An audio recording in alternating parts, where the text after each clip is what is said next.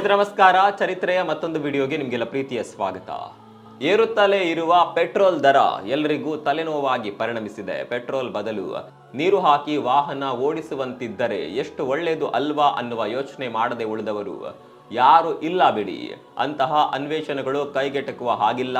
Petrol diesel ವಾಹನಗಳ ಬದಲಿಗೆ ಪರ್ಯಾಯವಾಗಿ ಎಲೆಕ್ಟ್ರಿಕಲ್ ವಾಹನಗಳು ಲಗ್ಗೆ ಇಟ್ಟಿವೆ.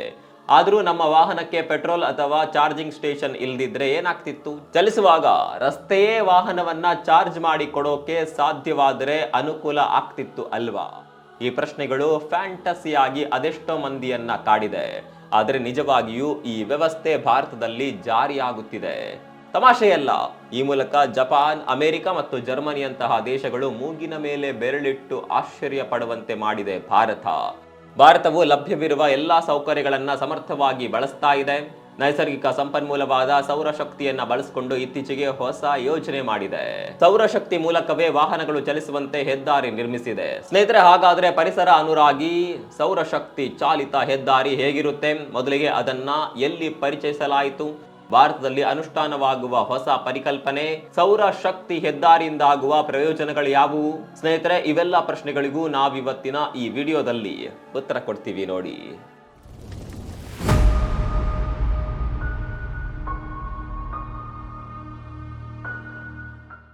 ನೈಸರ್ಗಿಕ ಸಂಪನ್ಮೂಲಗಳಿಂದ ಪ್ರಯೋಜನಗಳನ್ನ ಪಡೆಯುವಲ್ಲಿ ಭಾರತ ಎತ್ತಿದ ಕೈ. ಸೂರ್ಯನ ಕಿರಣಗಳನ್ನ ವಿವಿಧ ತಂತ್ರಜ್ಞಾನಗಳನ್ನ ಬಳಸುತ್ತಾ ಸೌರ ಶಕ್ತಿಯನ್ನಾಗಿಸಿ ಬಳಕೆ ಮಾಡೋದ್ರಲ್ಲಿ ಭಾರತ ಪಳಗಿದೆ.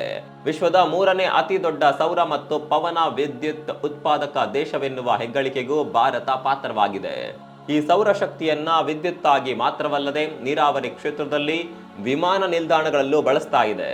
ಇವೆಲ್ಲವನ್ನ ಹೊರತುಪಡಿಸಿ ಭಾರತ ಸೌರಶಕ್ತಿಯಿಂದ ಹೆದ್ದಾರಿ ನಿರ್ಮಾಣಕ್ಕೆ ತೊಡಗಿಬಿಟ್ಟಿದೆ. ಸ್ನೇಹಿತರೆ, ಈ ಸೌರಶಕ್ತಿಯ ಹೆದ್ದಾರಿ ಎನ್ನುವುದು ಹೊಸ ವಿಷಯವಾದರೂ ಸುಲಭ ವಿಧಾನಗಳನ್ನ ಹೊಂದಿರುತ್ತೆ. ಮೊದಲಿಗೆ ಹೆದ್ದಾರಿಯ ಬದಿಗಳಲ್ಲಿ ಅಥವಾ ಅದರ ಮೇಲ್ಭಾಗದಲ್ಲಿ ಸೌರ ಫಲಕಗಳನ್ನ ಸ್ಥಾಪಿಸುತ್ತೆ. ಸೂರ್ಯನ ಬೆಳಕಿನ ಫೋಟಾನ್ಗಳು ಸೌರ ಫಲಕಗಳಲ್ಲಿರುವ ಸಿಲಿಕಾನ್ ಅಥವಾ ಇತರೆ ಅರೆವಾಹಕಗಳ ಮೇಲೆ ಬಿದ್ದಾಗ ಎಲೆಕ್ಟ್ರಾನ್ಗಳು ಬಿಡುಗಡೆಯಾಗುತ್ತವೆ. ಈ ಎಲೆಕ್ಟ್ರಾನ್ಗಳು ಒಂದು ದಿಕ್ಕಿನಲ್ಲಿ ಹರಿಯೋದ್ರಿಂದ ವಿದ್ಯುತ್ ಪ್ರವಾಹ ಉಂಟಾಗುತ್ತೆ. ಸೌರ ಫಲಕಗಳಿಂದ ಉತ್ಪತ್ತಿಯಾಗುವ ಡೈರೆಕ್ಟ್ ಕರೆಂಟ್ ಅನ್ನ ಇನ್ವರ್ಟರ್ ಬಳಸಿ ಪರ್ಯಾಯ ಪ್ರವಾಹಕ್ಕೆ ಪರಿವರ್ತಿಸಲಾಗುತ್ತೆ. ಈ ವಿದ್ಯುತ್ತನ್ನ ಸ್ಥಳೀಯ ವಿದ್ಯುತ್ ಜಾಲಕ್ಕೆ ಕಳಿಸಲಾಗುತ್ತದೆ ಅಥವಾ ಹೆದ್ದಾರಿಯಲ್ಲಿ ವಿದ್ಯುತ್ ವಾಹನಗಳನ್ನ ಚಾರ್ಜ್ ಮಾಡಲು ಬಳಸಲಾಗುವ ವ್ಯವಸ್ಥೆಯನ್ನ ರೂಪುಗೊಳಿಸಲಾಗುತ್ತಿದೆ. ಈ ರೀತಿಯಾಗಿ ಸೌರಶಕ್ತಿ ಹೆದ್ದಾರಿ ವ್ಯವಸ್ಥೆ ರೂಪುಗೊಂಡಿದೆ. ಈ ರಸ್ತೆಗಳು 2 ಪ್ರಮುಖ ತಂತ್ರಜ್ಞಾನಗಳನ್ನ ಬಳಸುತ್ತವೆ. ಮೊದಲನೇದು ಯಾವುದೆಂದ್ರೆ ಓವರ್ ಹೆಡ್ ವೈರ್ ಸಿಸ್ಟಮ್. ಇಲ್ಲಿ ರಸ್ತೆಯ ಮೇಲೆ ವಿದ್ಯುತ್ ತಂತಿಗಳನ್ನ ಅಳವಡಿಸಲಾಗಿದೆ. ಪ್ಯಾಂಟೋಗ್ರಾಫ್ಗಳನ್ನ ಹೊಂದಿರುವ ವಿಶೇಷ ವಾಹನಗಳು ಚಲಿಸುವಾಗ ಈ ತಂತಿಗಳಿಗೆ ಸಂಪರ್ಕಗೊಳ್ಳುತ್ತವೆ.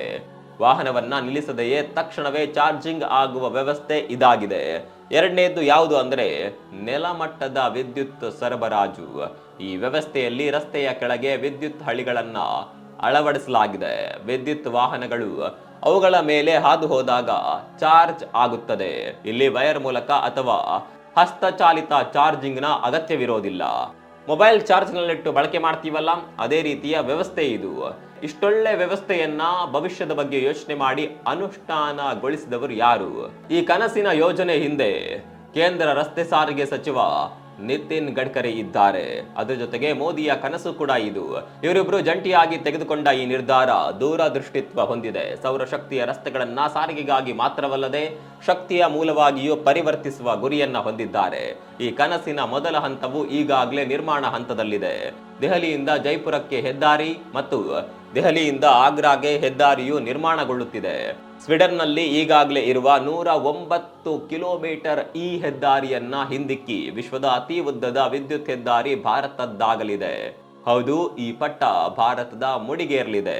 ಈ ಸಂಪೂರ್ಣ ಯೋಜನೆ 100% ಭಾರತೀಯ ತಂತ್ರಜ್ಞಾನದಿಂದ ನಿರ್ಮಾಣವಾಗ್ತಾ ಇದೆ. ಶ್ರೀಮಂತ ರಾಷ್ಟ್ರಗಳಿಗೆ ಮಾತ್ರ ಸೀಮಿತವಾದ ವಿದೇಶಿ ವಿದ್ಯುತ್ ವಾಹನ ತಂತ್ರಜ್ಞಾನಕ್ಕಿಂತ ಭಿನ್ನವಾಗಿ ಭಾರತದ ವಿದ್ಯುತ್ ಹೆದ್ದಾರಿಗಳು ಕಾರ್ಯನಿರ್ವಹಿಸಲಿದೆ. ಜನಸಾಮಾನ್ಯರ ಕೈಗೆಟುಕುವಂತೆ ನಿಯಮಗಳನ್ನ ರೂಪಿಸಲಾಗಿದೆ. ದೀರ್ಘಕಾಲ ಬಾಳಿಕೆ ಬರುವ ಕಚ್ಚಾ ವಸ್ತುಗಳನ್ನ ಪರಿಶೀಲಿಸಿ ಆಯ್ದುಕೊಳ್ಳಲಾಗಿದೆ. ಜೊತೆಗೆ ಭವಿಷ್ಯದ ಪೀಳಿಗೆಗೆ ಪರಿಸರ ಸ್ನೇಹಿ ಆಗಿರುವಂತಹ ಯೋಜನೆ ಕೈಗೊಳ್ಳಲಾಗಿದೆ. ಸ್ನೇಹಿತರೆ, ದೆಹಲಿಯಿಂದ ಜೈಪುರಕ್ಕೆ ಹೆದ್ದಾರಿ ಮತ್ತು ದೆಹಲಿಯಿಂದ ಆಗ್ರಾಗೆ ಹೆದ್ದಾರಿಯು ಆರಂಭದ ಹೆದ್ದಾರಿ ಯೋಜನೆ. ಆರಂಭದಲ್ಲೇ ಅಂತ್ಯವನ್ನ ಕಾಣದೆ ಇನ್ನಷ್ಟು ವಿಸ್ತೃತಗೊಂಡ ಯೋಜನೆಗಳಿವೆ. ಮುಂಬರುವ ವರ್ಷಗಳಲ್ಲಿ ಸರ್ಕಾರವು ದೊಡ್ಡ ಯೋಜನೆಗಳನ್ನ ಹೊಂದಿದೆ. 5,000 ಕಿಲೋಮೀಟರ್ಗೂ ಹೆಚ್ಚು ಸಾಂಪ್ರದಾಯಿಕ ಹೆದ್ದಾರಿಗಳನ್ನ ವಿದ್ಯುತ್ ಹೆದ್ದಾರಿಗಳನ್ನಾಗಿಸುವ ಗುರಿಯನ್ನ ಹೊಂದಿದೆ. ಹೆದ್ದಾರಿಯ ಎರಡೂ ಬದಿಗಳನ್ನ ಹಸಿರಾಗಿಸಲು ಸಾಲು ಮರಗಳನ್ನ ನೆಡುವ ಯೋಜನೆ ಇದೆ. ಕರ್ನಾಟಕದ ಸಾಲು ಮರದ ತಿಮ್ಮಕ್ಕನ ಕಲ್ಪನೆಯನ್ನ ಕೇಂದ್ರ ಸರ್ಕಾರ ಇಲ್ಲಿ ಪರಿಗಣಿಸಿದೆ. ಹಸಿರು ಪರಿಸರಕ್ಕಾಗಿ ಈ ರಸ್ತೆಗಳ ಉದ್ದಕ್ಕೂ 3 ಕೋಟಿಗೂ ಹೆಚ್ಚು ಮರಗಳನ್ನ ನೆಡುವ ಸಂಕಲ್ಪ ತೊಟ್ಟಿದೆ. ಸ್ನೇಹಿತರೆ, ಸೌರಶಕ್ತಿಯ ಬಳಕೆಯಿಂದಾಗಿ ಮುಗಿಯುವ ನೈಸರ್ಗಿಕ ಸಂಪನ್ಮೂಲವಾದ ಇಂಧನದ ಉಳಿತಾಯ ಸಾಧ್ಯ. ಇದರಿಂದ ಪ್ರತಿ ವರ್ಷ ಅಂದಾಜು 30 ಲಕ್ಷ ಕೋಟಿ ಲೀಟರ್ ಇಂಧನ ಉಳಿತಾಯವಾಗುತ್ತೆ ಎಂದು ಲೆಕ್ಕಾಚಾರ ಹಾಕಲಾಗಿದೆ. ಇದೆಲ್ಲವೂ ಗ್ರೀನ್ ಫೀಲ್ಡ್ ಎಕ್ಸ್ಪ್ರೆಸ್ ವೇ ಮಿಷನ್ನ ಭಾಗವಾಗಿದ್ದು 2025ರ ಅಂತ್ಯದ ವೇಳೆಗೆ ಪೂರ್ಣಗೊಳ್ಳುವ ನಿರೀಕ್ಷೆ ಇದೆ. ಸೌರಶಕ್ತಿ ಹೆದ್ದಾರಿ ಯೋಜನೆಯು ವಾಹನ ಚಾಲಕರಿಗೆ ಕೂಡ ಸಂತಸವನ್ನ ತಂದಿದೆ. ದೂರ ಪ್ರಯಾಣಿಸುವ ಟ್ರಕ್ಗಳು, ಬಸ್ಗಳಿಗೆ ದೂರದ ಪ್ರಯಾಣ ಹಾಯಾಗಿರುತ್ತೆ. ಯಾವುದೇ ಅಡಚಣೆಗಳಿಲ್ಲದೆ ವೇಗವಾಗಿ ನಿರ್ದೇಶಿತ ಪ್ರದೇಶಕ್ಕೆ ತಲುಪಲು ಸಾಧ್ಯವಾಗುತ್ತೆ. ಕೇಂದ್ರ ರಸ್ತೆ ಸಾರಿಗೆ ಸಚಿವ ನಿತಿನ್ ಗಡ್ಕರಿ ಅವರು ಮೊದಲಿಗೆ ಆರಂಭಿಸುವ ಹೆದ್ದಾರಿ ಯೋಜನೆಯು ಬಸ್ಗಳಿಗೆ ಸೀಮಿತವಾಗಿರುತ್ತದೆ. ನಂತರದ ಹಂತಗಳಲ್ಲಿ ಟ್ರಕ್ ಹಾಗೂ ಉಳಿದ ವಾಹನಗಳಿಗೆ ಚಲಿಸಲು ಅವಕಾಶ ಕಲ್ಪಿಸುತ್ತೇವೆ ಎಂದಿದ್ದಾರೆ. ಹಾಗಾಗಿ ಚಾಲಕರಲ್ಲೂ ಶೀಘ್ರ ಪ್ರಯಾಣಕ್ಕೆ ಸೌರಶಕ್ತಿ ರಸ್ತೆ ಒಳ್ಳೆಯದು ಅನ್ನುವ ಭಾವನೆ ಬಂದಿದೆ. ಇದರ ಜೊತೆಗೆ ಚಾಲನೆ ಮಾಡುವಾಗಲೇ ಚಾರ್ಜ್ ಮಾಡುವ ವ್ಯವಸ್ಥೆ ಇರೋದ್ರಿಂದ ಸಮಯ ವ್ಯರ್ಥವಾಗುವುದು ಕಡಿಮೆ ಆಗುತ್ತೆ. ಇದರಿಂದ ಇಂಧನ ವೆಚ್ಚದಲ್ಲಿ ಚಾಲಕರಿಗೆ ಭಾರಿ ಉಳಿತಾಯವಾಗುತ್ತೆ. ಈ ರೀತಿ ಸಮಯ ಉಳಿತಾಯದ ಜೊತೆಗೆ ಹಣದ ಉಳಿತಾಯ ಮಾರ್ಗವೂ ಇದಾಗಿದೆ. ಇಷ್ಟೇ ಅಲ್ಲ, ಈ ತಂತ್ರಜ್ಞಾನವು ವಾಹನಗಳಿಂದ ಹೊಗೆ ಹೊರ ಸೂಸುವಿಕೆಯನ್ನ ಕಡಿಮೆ ಮಾಡಲು ಸಹಾಯ ಮಾಡುತ್ತೆ. ಕಾಡುತ್ತಿರುವ ವಾಯು ಮಾಲಿನ್ಯದ ಸಮಸ್ಯೆ ಬಗೆಹರಿಸಲು ಸೌರಶಕ್ತಿ ಹೆದ್ದಾರಿ ಪರಿಹಾರವಾಗಬಹುದೇನೋ. ವರ್ಷದಿಂದ ವರ್ಷಕ್ಕೆ ಹದಗೆಡ್ತಾ ಇರುವ ನಗರದ ಮಾಲಿನ್ಯ ನಿಯಂತ್ರಣ ಇದರಿಂದ ಸಾಧ್ಯವಾಗಬಹುದು. ಪ್ರತಿ ವರ್ಷವೂ ಗಂಭೀರ ರೂಪ ತಾಳುವ ದೆಹಲಿಯ ಮಾಲಿನ್ಯಕ್ಕೆ ಇದೊಂದು ಸೂಕ್ತ ವ್ಯವಸ್ಥೆ ಆಗಬಹುದು ಅನ್ನುವ ಭರವಸೆ ಮೂಡ್ತಾ ಇದೆ. ಸೌರಶಕ್ತಿ ಹೆದ್ದಾರಿಯಿಂದಾಗಿ ಮಾಲಿನ್ಯ ಕಡಿಮೆಯಾಗಿ ದೇಶದ ಜನರ ಆರೋಗ್ಯ ವೃದ್ಧಿಸುವುದು ಮಾತ್ರವಲ್ಲದೆ ತಂತ್ರಜ್ಞಾನವು ಅಭಿವೃದ್ಧಿಗೊಳ್ಳುತ್ತದೆ. ಇಂಧನಗಳಿಗಾಗಿ ಇತರೆ ದೇಶಗಳನ್ನ ಅವಲಂಬನೆಯಾಗುವುದು ತಪ್ಪುತ್ತೆ.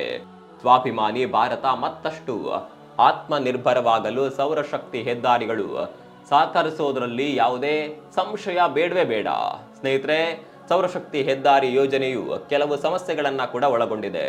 ಸೌರ ಫಲಕ ವ್ಯವಸ್ಥೆಗಳನ್ನ ಅಳವಡಿಸುವ ಆರಂಭಿಕ ವೆಚ್ಚವು ತುಂಬಾ ಹೆಚ್ಚಾಗಿರುತ್ತೆ ಮತ್ತು ಈ ಹೂಡಿಕೆ ಮರಳಿ ಪಡೆಯಲು ಬಹಳ ವರ್ಷಗಳೇ ಬೇಕಾಗುತ್ತೆ. ಹಾಗಾಗಿ ಪ್ರಾರಂಭದಲ್ಲಿ ಈ ಯೋಜನೆಯ ಮುಖಾಂತರ ಲಾಭ ಗಳಿಸುವುದು ಅಸಾಧ್ಯ.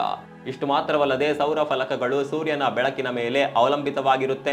ಮೋಡ ಕವಿದ ದಿನಗಳು, ಚಳಿಗಾಲ ಅಥವಾ ಕಡಿಮೆ ಸೂರ್ಯನ ಬೆಳಕು ಇರುವ ಪ್ರದೇಶಗಳಲ್ಲಿ ಶಕ್ತಿಯ ಉತ್ಪಾದನೆ ಕಡಿಮೆ ಆಗುತ್ತೆ. ಪರ್ಯಾಯವಾಗಿ ಯಾವ ರೀತಿಯ ಉಪಾಯವನ್ನ ಸರ್ಕಾರ ಹುಡುಕಿದೆ ಅನ್ನೋದು ಇನ್ನೂ ಕೂಡ ತಿಳಿದಿಲ್ಲ. ಹಾಗಾಗಿ ಜನರಲ್ಲಿ ಈ ಬಗ್ಗೆ ಗೊಂದಲ ಮೂಡಿದೆ. ರಾತ್ರಿಯ ಸಮಯದಲ್ಲಿ ಅಥವಾ ಮೋಡ ಕವಿದಾಗ ಬಳಕೆಯಾಗುವ ಶಕ್ತಿಯನ್ನ ಸಂಗ್ರಹಿಸಲು ದೊಡ್ಡ ಬ್ಯಾಟರಿಗಳ ಅಥವಾ ಶಕ್ತಿ ಶೇಖರಣಾ ವ್ಯವಸ್ಥೆಗಳನ್ನ ನಿರ್ಮಿಸುವ ಅಗತ್ಯ ಖಂಡಿತ ಇದೆ. ಇದರ ವೆಚ್ಚ ದುಬಾರಿ ಆಗಿರುತ್ತೆ. ಹಾಗಾಗಿ ಸೌರಶಕ್ತಿ ಹೆದ್ದಾರಿ ಊಹೆಗೆ ನಿಲುಕುವಷ್ಟು ಸುಲಭವಾಗಿಲ್ಲ. ಸೌರ ಫಲಕಗಳನ್ನ ಅಳವಡಿಸಲು ದೊಡ್ಡ ಪ್ರದೇಶದ ಅಗತ್ಯವಿರುತ್ತೆ. ಇದು ಎಲ್ಲ ಸ್ಥಳಗಳಿಗೆ ಸಾಧ್ಯವಾಗುವುದಿಲ್ಲ. ಸೌರ ಫಲಕಗಳನ್ನ ಅಳವಡಿಸಲು ಅನುಕೂಲಕರವಾದ ಜಾಗಗಳನ್ನ ಹುಡುಕುವ ವ್ಯವಧಾನ ಬೇಕಾಗುತ್ತೆ. ಒಂದು ವೇಳೆ ಅಳವಡಿಸಿದ ಫಲಕಗಳು ಸರಿಯಾಗಿ ಕಾರ್ಯನಿರ್ವಹಿಸಲು ಸಾಧ್ಯವಾಗದೇ ಇದ್ದರೆ ನಿಯಮಿತ ನಿರ್ವಹಣೆ ಹಾಗೂ ದುರಸ್ತಿ ಅಗತ್ಯವಿರುತ್ತದೆ. ಇದರಿಂದ ಪ್ರಯಾಣಿಕರಲ್ಲಿ ಗೊಂದಲ ಉಂಟಾಗುತ್ತದೆ. ಪರ್ಯಾಯ ವ್ಯವಸ್ಥೆ ಶೀಘ್ರವಾಗಿ ನೀಡಬೇಕಾಗುತ್ತೆ. ದೊಡ್ಡ ಸೌರ ಕೇಂದ್ರಗಳನ್ನ ವಿದ್ಯುತ್ ಗ್ರಿಡ್ಗಳಿಗೆ ಸಂಪರ್ಕಿಸಲು ದುಬಾರಿ ಟ್ರಾನ್ಸ್ಮಿಷನ್ ಲೈನ್ಗಳು ಬೇಕಾಗುತ್ತೆ. ಇವೆಲ್ಲವನ್ನ ಸಮರ್ಥವಾಗಿ ನಿಭಾಯಿಸಿದಾಗ ಮಾತ್ರ ಸೌರಶಕ್ತಿ ಹೆದ್ದಾರಿ ಯಶಸ್ಸು ಪಡೆಯೋದಕ್ಕೆ ಸಾಧ್ಯ. ಭಾರತ ತಂತ್ರಜ್ಞಾನದಲ್ಲಿ ಅನಾದಿ ಕಾಲದಿಂದ ಪಳಗಿದ ರಾಷ್ಟ್ರ. ಹಾಗಾಗಿ ಸೌರಶಕ್ತಿ ಹೆದ್ದಾರಿಯಲ್ಲಿ ಎದುರಾಗುವ ಎಲ್ಲಾ ಸಮಸ್ಯೆಗಳನ್ನ ಹಿಮ್ಮೆಟ್ಟೋದ್ರಲ್ಲಿ ಸಂಶಯವಿಲ್ಲ. ದೇಶದ ಜನರಿಗೆ ಉತ್ತಮ ವ್ಯವಸ್ಥೆಯನ್ನ ಬಳುವಳಿಯಾಗಿ ಖಂಡಿತ ನೀಡುತ್ತದೆ ಎನ್ನುವ ಭರವಸೆ ಭಾರತೀಯರಲ್ಲಿದೆ. ಸ್ನೇಹಿತರೆ, ನಾವೀನ್ಯತೆಯು ಎಂದಿಗೂ ಕಾಸ್ಟ್ಲಿ ಆಗಿ ಇರಲ್ಲ ಅಂತ ಭಾರತ ಸೌರಶಕ್ತಿ ಅಳವಡಿಸುವ ಮೂಲಕ ಸಾಬೀತುಪಡಿಸುವಂತೆ ಭಾಸವಾಗುತ್ತಿದೆ. ಸ್ಮಾರ್ಟ್ ಯೋಜನೆಯ ಮೂಲಕ ಸ್ಥಳೀಯ ತಂತ್ರಜ್ಞಾನಗಳ ಸದ್ಬಳಕೆಯಾಗ್ತಾ ಇದೆ. ಇನ್ನೇನು ಶೀಘ್ರವೇ ಮುಗಿಯುವ ಸಂಪನ್ಮೂಲಗಳ ಬಳಕೆ ಕಡಿಮೆ ಮಾಡಿ ನೈಸರ್ಗಿಕ ಸಂಪನ್ಮೂಲಗಳನ್ನ ಬಳಸ್ತಾ ಇದೆ. ಈ ಮೂಲಕ ಪ್ರಪಂಚಕ್ಕೆ ಸಂದೇಶವನ್ನ ನೀಡೋದಕ್ಕೆ ಭಾರತ ಮುಂದಾಗಿದೆ. ಫ್ಯಾಂಟಸಿ ಆಗಿರುವ ಕಲ್ಪನೆ ಕಾರ್ಯಗತಗೊಳ್ಳುತ್ತಿರುವುದು ಹೆಮ್ಮೆ ಅಲ್ವಾ? ಇವೆಲ್ಲ ಭಾರತ ಬಲವರ್ಧನೆಗೊಳ್ತಾ ಇರುವ ಬಗ್ಗೆ ಸೂಕ್ಷ್ಮ ಸಂದೇಶಗಳು. ಈ ಯೋಜನೆ ಬಗ್ಗೆ ನಿಮ್ಗೆ ಏನನ್ಸುತ್ತೆ? ಕಾಮೆಂಟ್ ಮಾಡಿ.